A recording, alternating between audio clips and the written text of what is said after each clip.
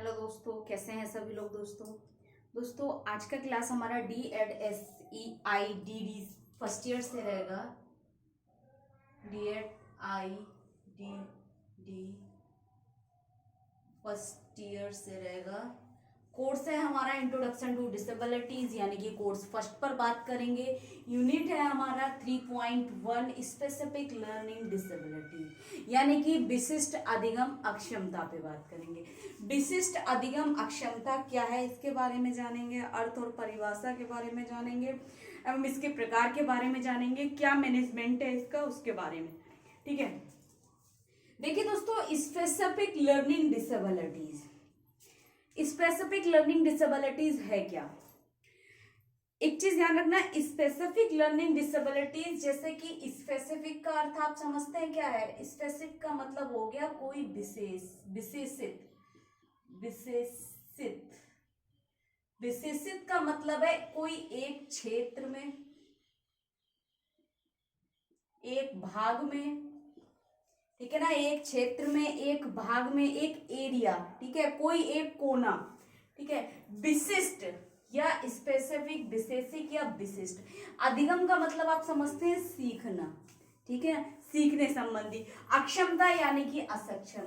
तो कोई विशिष्ट एक क्षेत्र हो गया, एक भाग हो गया, कोना हो गया, ठीक है, एक कार्य हो गया, उसमें सीखने में अक्षमता ही अधिगम अक्षमता कहलाती है। इसीलिए कहीं ना कहीं विशिष्ट अधिगम अक्षमता का प्रयोग होता है। बेसिकली हम करते हैं लर्निंग डिसेबिलिटीज, ठीक है। लेकिन स्पेसिफिक लर्निंग डिसेबिलिटीज, तो स्पेसिफिक लर्निंग डिसेबिलिटीज कहता है कि कोई एक विशेष, ठीक है ना, किसी एक विशेष व्यक्ति में उसके बहुत सारे भाग हैं उस चीज के, ठीक है। जैसे कि अक्षमता की बात करें, शारीरिक अक्षमता हो गया, गामक अक्षमता हो गया, ठीक है, श्रवण अक्षमता हो गया, ठीक है, दृष्टि अक्षमता हो गया। तो बहुत सारे अक्षमता के भाग हैं, बहुत सारे प्रकार है, लेकिन कोई एक स्पेसिफिक एरिया बताया है उन्होंने, वो भी अधिगम के क्षेत्र में कोई एक विशिष्ट अधिगम अक्षमता को क्या कहते हैं, विशिष्ट अधिगम अक्षमता कहेंगे। इसलिए इस एबिलिटी या डिसेबिलिटीज के आगे उन्होंने स्पेसिफिक लगाया है कि किसी एक व्यक्ति में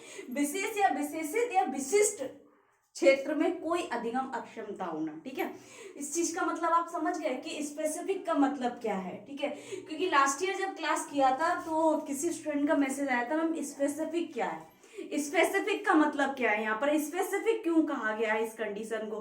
तो स्पेसिफिक ये कहा गया कि कोई भी व्यक्ति है वो डिसेबल्ड नहीं है, ठीक है, क्योंकि हमारे डिसेबिलिटीज के बहुत प्रकार हैं, बहुत भाग हैं। तो किसी एक व्यक्ति का एक छोटा सा दोष पाया जाना, जैसे कि हम कह सकते हैं कि बहुत बड़े बर्तन में एक सरसों का दाना, ठीक है, इस तरीके से एग्जाम्पल के तौर पे। तो दोस्तों, विशिष्ट अधिगम अक्षमता क्या है? विशिष्ट अधिगम अक्षमता किसी व्यक्ति की ऐसी कंडीशन से है जो व्यक्ति सीखने संबंधी कार्यों में असक्षम हो, ठीक है, कोई एक दोष पाया जाता हो, कोई एक विकार, जैसे कि कहा गया है विशिष्ट अधिगम अक्षमता सीखने संबंधी अक्षमता है। किससे संबंधित है? सीखने संबंधी। अब व्यक्ति क्या क्या चीजें सीखता है अपने जीवन में, ठीक है, बहुत सारे विभिन्न कौशलों के क्षेत्र हो गए, शारीरिक कौशल, सामाजिक कौशल हो गया, संवेगात्मक कौशल हो गया, शैक्षणिक कौशल हो गया, संज्ञानात्मक कौशल हो गया, ठीक है, भाषा कौशल हो गया। तो ये सभी सीखने के क्षेत्र हैं, कार्य के क्षेत्र हैं विशेषिक रूप से। तो दोस्तों कह रहे हैं कि इन सभी कौशलों के क्षेत्र में जो सीखने संबंधी अक्षमता है वह अक्षमता अधिगम अक्षमता कहलाती है। कह रहे हैं विशिष्ट अधिगम अक्षमता सीखने संबंधी अक्षमता है, ठीक है, जिसमें व्यक्ति सीखने जैसे कौशलों में असक्षम हो जाता है, लेकिन वो भी केवल एक विशेष क्षेत्र होगा उसका। वो क्या होगा अभी बताया जाएगा, जो कि एक व्यापक पद है, ठीक है। इस कंडीशन को या इस अक्षमता को उन्होंने एक व्यापक पद इसलिए कहा है क्योंकि उससे संबंधित बहुत सारी समस्याएं हैं, ठीक है, जिसका अर्थ सुनने, बोलने, पढ़ने, लिखने, तर्क तथा गणितीय योग्यताओं के अर्जन एवं उपयोग में महत्वपूर्ण कठिनाइयों द्वारा प्रदर्शित विकारों में अंतर्निहित होते हैं। यानी कि वो कह रहे हैं कि अधिगम अक्षमता क्या है? सीखने संबंधी अक्षमता है जो एक विशेष पद है, जिसका अर्थ सुनने, यानी कि सुनने जैसे कौशलों में अक्षमता, ठीक है। अब सुनने का मतलब ये नहीं कि वो सुन नहीं पा रहा है, अधिगम सुनने यानी कि वह सुना हुआ कोई शब्द जो सीखने से संबंधित है, इसलिए सुनने जैसी अक्षमता। बोलने यानी कि ऐसा नहीं है कि वो नॉन वर्बल है, बोल सकता है लेकिन बोलने में उसे समस्या हो सकता है, उसका उच्चारण सही ना हो सकता है उसका अर्थ सही ना हो, ठीक है, या हो सकता है अनएप्रोप्रिएट वो बात कर रहा हो, ठीक है। पढ़ने जैसी ऐसा नहीं है कि वो पढ़ना नहीं जानता है, यानी कि हम बात करें कि उसको पढ़ना नहीं आता, अक्षरों का ज्ञान नहीं है, अल्फाबेट्स नहीं पढ़ सकता, ठीक है, आइडेंटिफिकेशन नहीं है, पढ़ सकता है लेकिन उसको गलत पढ़ेगा, ठीक है। लिखने जैसी संबंधित समस्या, लिखने में उसके कंफ्यूजन रहेगा, तथा तर्क तथा गणितीय योग्यताओं के अर्जन का, यानी कि अर्जन करना होता है हमारा एक्यूजेशन, ठीक है, यानी कि ग्रहण करना, ठीक है, एवं उपयोग में महत्वपूर्ण कठिनाइयों द्वारा प्रदर्शित विकारों में अंतर्निहित होते हैं। तो दोस्तों ये वे विशेषिक क्षेत्र है जिसे विशिष्ट अधिगम अक्षमता कहा गया है। जैसे सुनने में समस्या, सुनने संबंधी विकार हो गया, बोलने संबंधी विकार हो गया, पढ़ने संबंधी विकार हो गया, लिखने संबंधी विकार हो गया, ठीक है, तर्क करने संबंधी विकार हो गया, गणितीय संबंधी विकार हो गया, ठीक है। तो इन सभी क्षेत्रों में या इन सभी कौशलों में कहीं ना कहीं असक्षम होना ही अधिगम अक्षमता कहलाती है, ठीक है। कह रहे हैं तथा मुख्य तंत्रिका तंत्र दुष्क्रिया का कारण माना जाता है। इसका जो कारण है, अगर हम कॉज की बात करें कि अधिगम अक्षमता का क्या कारण है, तो मेन देखिए तंत्रिका तंत्र दुष्क्रिया का कारण माना जाता है, यानी कि तंत्रिका तंत्र की जो एक गड़बड़ी कह सकते हैं, असामान्यता कह सकते हैं, ठीक है। और ये भी अगर हम बात करें तो मानसिक रूप से या कोई हम कह सकते हैं मनोविकार से संबंधित है, ठीक है, ये कंडीशन, ठीक है। इस स्थिति में सामान्य बुद्धि वाले व्यक्तियों में विभिन्न कौशलों के साथ साथ सीखने की प्रक्रिया कम हो जाती है। अब इन्होंने ये क्यों कहा है कि सामान्य बुद्धि, देखिए दोस्तों लर्निंग डिसेबल्ड जो चिल्ड्रंस होते हैं, ऐसा नहीं उनका आईक्यू लेवल कम होता है या एवरेज होता है, ठीक है, या बहुत बिलो पाया जाता है, इनका आईक्यू लेवल हाई भी हो सकता है, यानी कि हमारा 90 से 110 तक नॉर्मल एवरेज है ना, नॉर्मल है हमारा आईक्यू लेवल जो रेंज है, लेकिन इनका हो सकता है 120 हो, हाई भी हो सकता है, लेकिन अगर हम बात करें कि बिलो होगा तो बिलो नहीं होता। ये सामान्य बुद्धि वाले बच्चों की ये कंडीशन है जिसे स्पेसिफिक लर्निंग डिसेबिलिटी कहा गया है। इस स्थिति में क्या कह रहे हैं कि एक ऐसी कंडीशन है जिसमें सामान्य बुद्धि वाले व्यक्तियों में विभिन्न कौशलों के साथ साथ सीखने की प्रक्रिया कम हो जाती है केवल, ठीक है, और व्यक्ति इस प्रक्रिया के दौरान अमूर्त चिंतन तर्क करने जैसे कार्यों से प्रभावित हो जाता है। परंतु ये सारी समस्याएं एक व्यक्ति में शामिल हैं लेकिन सीमित नहीं है, यानी कि ये सभी समस्याएं किसी एक व्यक्ति में शामिल तो है, ऐसा नहीं है ये लगातार बनी रहेंगे या हमेशा हमेशा के लिए बनी रहेंगी, ठीक है, ये स्थिति ऐसा नहीं है स्थायी रूप धारण कर ले, लेकिन इसे क्या है हमेशा के लिए नहीं है। अगर हम इसका मैनेजमेंट करेंगे, ठीक है ना, इसको सुधार करेंगे तो ये सुधर जाती है प्रक्रिया, लेकिन कुछ समय बाद फिर आ जाती है, ठीक है ना। तो इसको अगर हम बात करें, इसको सुधारा जा सकता है लेकिन खत्म तो नहीं होगा, लेकिन कह रहे हैं ये सीमित नहीं है, ऐसा नहीं है कि ये सीख नहीं सकते उससे आगे, इस समस्या को कम किया जा सकता है, सुधारा जा सकता है, ठीक है। परिभाषा क्या कह रहे हैं, इसकी डेफिनेशन देख लीजिए। विशिष्ट सीखने की अक्षमता का अर्थ एक या एक से अधिक बुनियादी मनोवैज्ञानिक प्रक्रियाओं में एक विकार जो बोली जाने वाली या लिखित भाषा को समझने या उपयोग करने में शामिल है, जो सुनने, बोलने, पढ़ने, बर्तनी या गणितीय गणना करने की अपूर्ण क्षमता में प्रकट हो सकता है। यानी कि ऐसी क्षमता से है, ऐसी अक्षमता से संबंधित है अधिगम अक्षमता, जो क्या है अपूर्ण अक्षमता, यानी कि पूर्ण नहीं, ऐसी अपूर्ण क्षमता है जिसमें कह रहे हैं सुनने जैसी क्षमता, बोलने जैसी क्षमता, पढ़ने जैसी क्षमता, बर्तनी यानी कि लिखने जैसी क्षमता और गणितीय गणना करने जैसी क्षमताएं शामिल है, और इन क्षमताओं में कमी होना ही अधिगम अक्षमता कहलाती है। इसके टाइप्स क्या क्या है दोस्तों, देखिए टाइप्स ऑफ लर्निंग डिसेबिलिटीज। देखिए दोस्तों, निम्नलिखित टाइप्स हैं। देखिए अगर आप कहीं अगर गूगल पे भी सर्च करेंगे तो कई जगह आपको 2 या 3 टाइप मिल जाएंगे, 4 टाइप्स मिल जाएंगे, लेकिन जो मैंने आज आपको टाइप करा रही हूँ बेसिकली यही है, यानी कि मेन टाइप्स ये हैं। इनको और नामों से भी जाना जाता है, यानी कि इन टाइप्स की अगर हम बात करें तो सब टाइप्स इनके भी हैं, ठीक है। तो दोस्तों बेसिकली हमें जितने हमारे सिलेबस के अकॉर्डिंग हमें जितना सफिशिएंट होगा, जितना हमें रिलेवेंट रहेगा, जितना हमें जरूरत होगी, हम केवल उनकी बात करेंगे। सबसे पहला कह रहे हैं डिसलेक्सिया। डिसलेक्सिया क्या है दोस्तों? डिसलेक्सिया पढ़ने संबंधी विकार है, यानी कि डिसलेक्सिया पठन संबंधी क्या है? पठन संबंधी संबंधी विकार।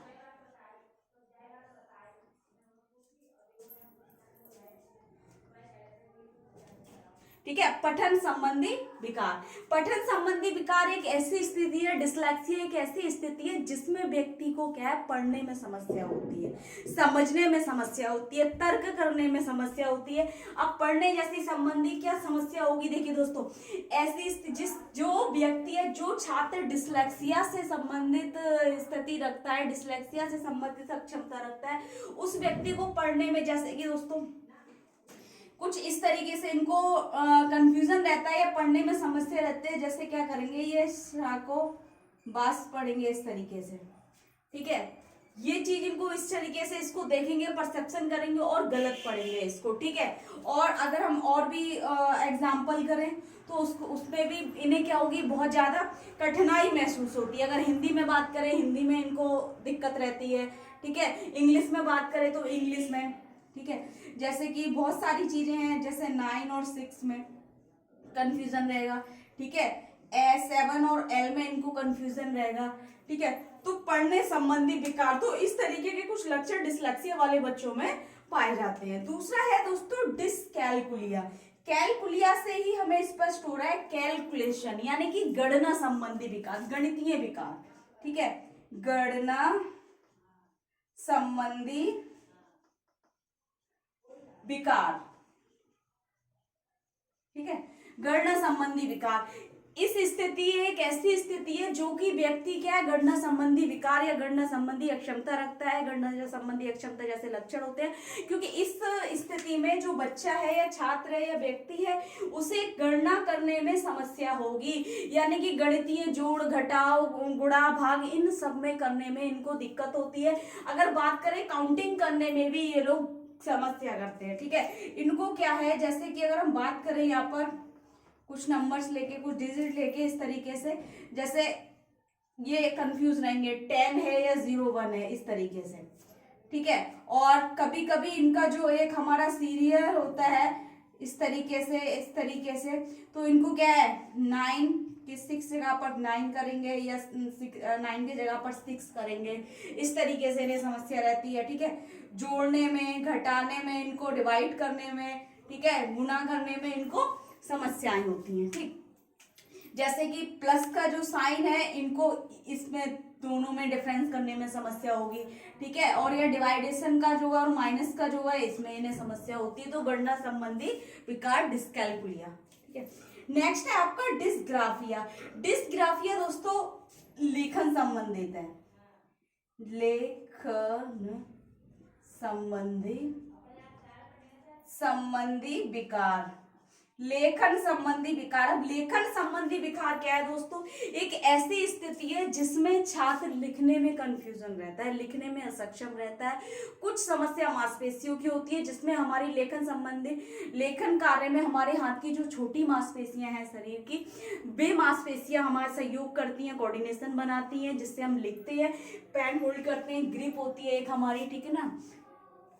तो दोस्तों जो लेखन संबंधी विकार है, इस स्थिति में छात्र क्या है? लिखने संबंधी गलतियां करता है, ठीक है। जैसे ए, ठीक है, ए हो गया यहाँ पर, तो वो यू में कभी कभी कंफ्यूज होगा, वी में कंफ्यूज होगा, ठीक है। बी और डी में कंफ्यूज रहेगा वो हमेशा, ठीक है ना। बी और डी में, ई में भी बहुत ज्यादा बच्चे कंफ्यूज रहते हैं, ज्यादातर देखा है ई में और आई में, ठीक है, जी में और वाई में। इस तरीके से कंफ्यूजन देखने को इन बच्चों के साथ देखने को मिलता है जिनको लेखन संबंधी समस्या रहता है। तो ये इस तरीके से जी की जगह बाई बनाएंगे, बाई की जगह जी बनाएंगे, आई की जगह वो ई बना देंगे, ई की जगह वो आई बना देंगे। तो इस तरीके से कुछ हमें विकार संबंधी समस्या या कठिनाइयां देखने को मिलती हैं। नेक्स्ट है दोस्तों डिस्प्रैक्सिया। डिस्प्रैक्सिया क्या है? डिस्प्रैक्सिया एक ऐसी स्थिति है जो छात्रों को लिखने संबंधी, टहलने संबंधी, एक तरीके से गामक संबंधी है ये, ठीक है ना। डिस्प्रैक्सिया जो है आपका गामक संबंधी विकार। डिस्प्रैक्सिया जो है दोस्तों गामक संबंधी है। गामक संबंधी उन समस्याओं से, बहुत ज्यादा बड़ी समस्याओं से नहीं, जैसे कि अगर हम बात करें लिखने समस्याओं से, लिखने से, टहलने से, चलने में। अब चलने में ऐसा नहीं, चल नहीं पाएगा, कहीं ना कहीं बैलेंस बिगड़ जाता है बच्चे का, ठीक है। टहलने में वो डरेगा थोड़ा, मतलब अपने आप को थोड़ा मतलब असुरक्षित महसूस करना, ठीक है। लिखने में उसकी जो मांसपेशियां हैं हमारी, जो पेन को होल्ड करेंगी, उसमें क्या होगा, उसको क्या परेशानी होगी, ठीक तरीके से पेन को नहीं पकड़ पाएगा और कोऑर्डिनेशन नहीं बना पाएगा, आई हैंड कोऑर्डिनेशन उसका नहीं बन पाएगा। अक्सर डिस्लेक्सिया, ये डिस्प्रैक्सिया जैसे हमें सीपी बच्चों में देखने को मिलती है ये कंडीशन, ठीक है ना। डिस्प्रैक्सिया यानी कि गामक संबंधी विकार। अफेजिया क्या है दोस्तों? अफेजिया है हमारा भाषा संबंधी विकार। भाषा संबंधी विकार। भाषा संबंधी विकार ऐसी स्थिति है जिसमें बच्चा क्या है, सही समय पर सही उच्चारण ना करना, ठीक है। वो किसी बात का उच्चारण ठीक से नहीं दे पाएगा, सही अर्थ स्पष्ट नहीं कर पाएगा, मौखिक समस्या जिसे रहेगी, अभिव्यक्ति करने में जिसे समस्या रहेगी, ठीक है ना। तो वे समस्याएं हमारी भाषा संबंधी विकार के अंतर्गत आती है। फिर है डिस्थीमिया। डिस्थीमिया क्या है दोस्तों? डिस्थीमिया तनाव संबंधी समस्या है, यानी कि तनाव संबंधी विकार। तनाव संबंधी विकार, इस स्थिति में छात्र क्या है, हमेशा डिप्रेस्ड रहेगा। कहीं उसे अपने एजुकेशन को लेकर डिप्रेशन, अपने एग्जाम को लेकर, अपने फैमिली मैटर को लेकर डिप्रेशन, जॉब के लिए, करियर के लिए, बहुत सारी चीजों को, हो सकता है बहुत बड़ी बड़ी समस्याओं को लेकर डिप्रेस्ड है, या बहुत छोटी छोटी समस्या को, सुबह स्कूल जाना है, टीचर को अटेंड करना है, या ट्यूशन जाना है, या लंच करना है, तो बहुत छोटी छोटी समस्याओं को लेकर भी इस स्थिति में बच्चा क्या है, हमेशा डिप्रेस रहता है, किसी न किसी तनाव से ग्रस्त रहता है। तो ऐसी कंडीशन को, ऐसी स्थिति को डिस्थीमिया या तनाव संबंधी विकार कहा जाता है। नेक्स्ट है आपका डिस्मोर्फिया। डिस्मोर्फिया क्या है दोस्तों? डिस्मोर्फिया एक प्रकार का भ्रम है। तो ये जो है आपका भ्रम संबंधी मनोविकार। भ्रम संबंधी मनोविकार, इस स्थिति में क्या है, छात्र जो है, या ऐसी स्थिति होती है छात्र की या व्यक्ति की, हमेशा भ्रमित रहता है, किसी ना किसी चीज को लेके भ्रम पैदा रहता है, डरता है, यानी कि डर एक हमेशा रहता है उस व्यक्ति के अंदर। जैसे कि लाइट का चला जाना, चीखना, लाइट अचानक आना, डर जाना, ठीक है। किसी पड़े हुए रस्सी का उनका जो परसेप्शन रहता है, हमेशा डर रहता है, तो वो क्या करते हैं, उनको रस्सी क्या एक सांप के रूप में नजर आती है। बहुत ज्यादा हाइट पर होंगे, नीचे को देखेंगे, उन्हें लगेगा कि मैं गिर जाऊंगा, ठीक है। इस तरीके से हमेशा वो व्यक्ति भ्रमित रहता है। अधिक पानी से डरना, ठीक है, अधिक गहराई से डरना, ठीक है। तो इस चीजों से, अधिक ज्यादा साउंड हो रहा है तो वो उससे डरेगा। तो कहीं ना कहीं इसमें व्यक्ति हमेशा भ्रमित रहता है कि मेरे शरीर का एक अंग छोटा है, या एक बड़ा, एक हाथ पैर बड़ा है, सिर बड़ा है। तो कहीं ना कहीं व्यक्ति हमेशा किसी न किसी समस्या को लेकर भ्रमित रहता है। तो ऐसी स्थिति को भ्रम संबंधी या मनोविकार कहा जाता है। तो ये इसके कुछ टाइप्स थे। अगर हम एजुकेशन इम्प्लीकेशन की इसकी बात करें, शैक्षणिक मैनेजमेंट की या प्रबंधन की, तो इनके लिए हम क्या कर सकते हैं, एजुकेशनल इम्प्लीकेशन। तो यहाँ पर हम उपचारात्मक शिक्षण करेंगे, उपचारात्मक शिक्षण, ठीक है। और ये हमारा मैनेजमेंट में भी आ जाएगा, एजुकेशन इम्प्लीकेशन में भी आ जाएगा, उपचारात्मक शिक्षण और समावेशी शिक्षा आ जाएगी इसमें, समावेशी शिक्षा। और मैनेजमेंट में भी यही आएगा इसका, मैनेजमेंट। इसका जो हम मैनेजमेंट करेंगे लर्निंग डिसेबल्ड वाले चिल्ड्रंस का, तो मैनेजमेंट में भी रिमेडियल टीचिंग आएगी, यानी कि उपचारात्मक शिक्षण, जो कि क्या है कि कुछ समय के लिए इनको एक स्पेसिफिक क्लास दी जाएगी जिसे रिमेडियल टीचिंग कहते हैं, रिमेडियल सेक्शन के नाम से जाना जाता है। तो इनका हम मैनेजमेंट कर सकते हैं इस तरीके से। इम्प्लीकेशन में हम इनको इंक्लूसिव एजुकेशन दे सकते हैं, नॉर्मल एजुकेशन भी ये ले सकते हैं। अब देखिए दोस्तों, आपका टाइप सी वो हो गया, एजुकेशन इम्प्लीकेशन भी हो गया, मैनेजमेंट भी हो गया, कॉज भी आपको बता दिया, और इसका मीनिंग और डेफिनेशन दोनों हो गए। ठीक है, अगर इसमें आपको जो एग्जाम से रिलेटेड आएगा, आपको इसमें केवल ज्यादातर इसके टाइप्स पूछे जाते हैं, परिचय और परिभाषा पूछे जाता है, बाकी आपको ये एजुकेशनल इम्प्लीकेशन कुछ नहीं आएगा, ना मैनेजमेंट पूछेगा, केवल आपको अर्थ पूछेगा, परिभाषा पूछेगा, और इसके टाइप्स को आपको वर्णन यानी कि एक्सप्लेन करना होगा ज्यादा से ज्यादा। 10 नंबर में नहीं आता है, हमेशा 5 नंबर में पूछा गया है, 5 ही नंबर में ही आएगा। ठीक है, बाकी इससे रिलेटेड आपको कुछ समझ नहीं आ रहा है, कुछ डाउट लग रहा है, कुछ पूछना है या कुछ गलत लग रहा है, तो कमेंट बॉक्स में जाके कमेंट करें, ज्यादा से ज्यादा वीडियो लाइक करें, चैनल को सब्सक्राइब करें, बेल आइकन को प्रेस कर दें ताकि नेक्स्ट आने वाली क्लास आप तक पहुंचती रहे। दोस्तों थैंक यू।